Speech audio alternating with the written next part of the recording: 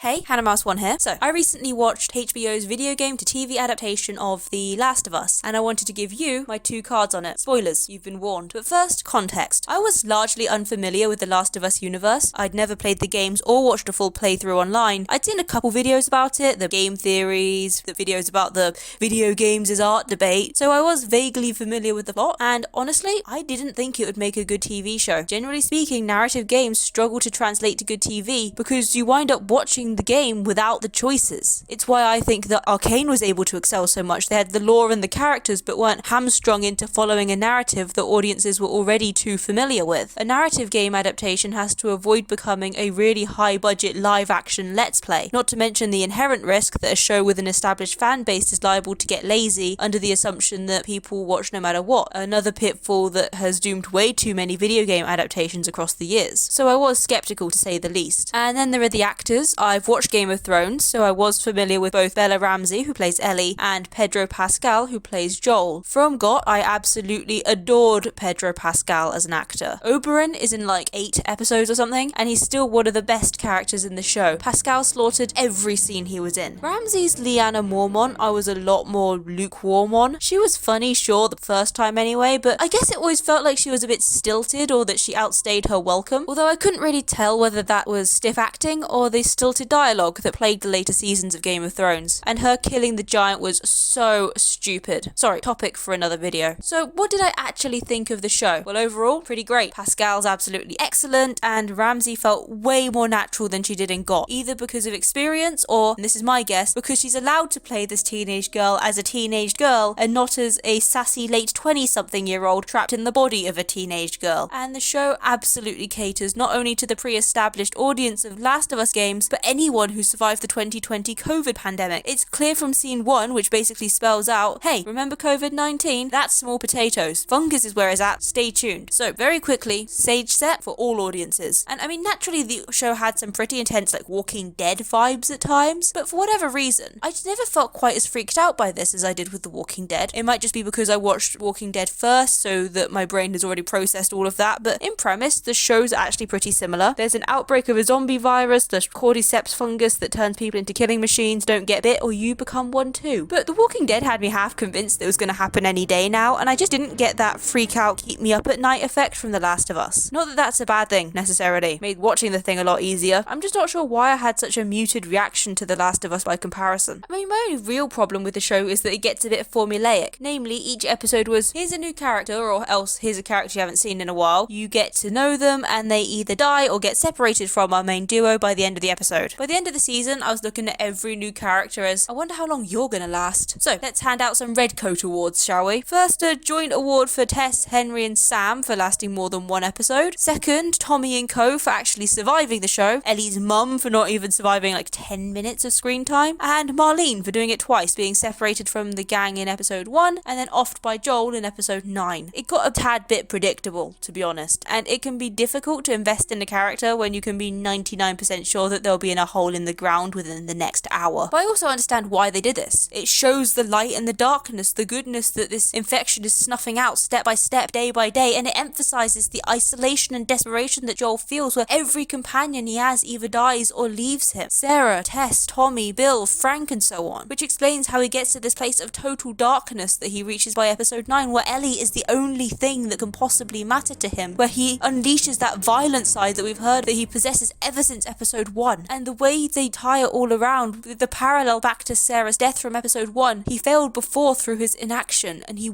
couldn't fail again. It's beautiful. I think my favourite episode was episode 3, which I know a lot of people on the internet didn't like, but I genuinely think that Bill and Frank were a great couple, and it was essential that we got to know them in order to really feel their loss, and the loss that Joel felt. If we didn't get the backstory, then Joel finding the suicide note would be an annoying blow, but wouldn't feel like a loss. Seeing the short romance film showed that not only did Joel lose his companions, the already dark, bleak world just became darker and bleaker for the loss of such a beautiful couple. I suppose that you could argue that they moved a bit too quickly on the romantic front, but I've never been in an apocalypse. Maybe forwardness is the natural state of being when death feels all too inevitable, but genuinely this 40-minute deviation from the main plot was beautiful, romantic, and I'm not going to get mad because I showed a gay couple. How dare they, those manipulative creatures of the Rogue Brigade. But if you really feel the need to hate on a show for prominently representing a gay couple, then you do you, I guess. They also shied away from too many zombie chase sequences to focus more on character, which I do appreciate. Although I could see that being a negative for a casual viewer who's in it for the action. The infected are more of a looming threat, something to be on guard for than a constant harassment, and sometimes they even felt like a bit of an afterthought. Like, what the hell was this monstrosity that was an issue all of one time? Maybe it meant something to the video game people, but yeah, definitely wasn't a main focus. If I had to sum up The Last of Us, it's a perfectly enjoyable post-apocalyptic TV show with a focus on its interesting characters, even if those interesting characters wind up oft before you can properly invest in them. But apart from that, thanks for watching. I hope you enjoyed this video. Like and subscribe if you did. It lets me know that this is something that you want to see more of. What do you think of The Last of Us? Let me know in the comment section down below, and I'll see you next week with another video. Bye!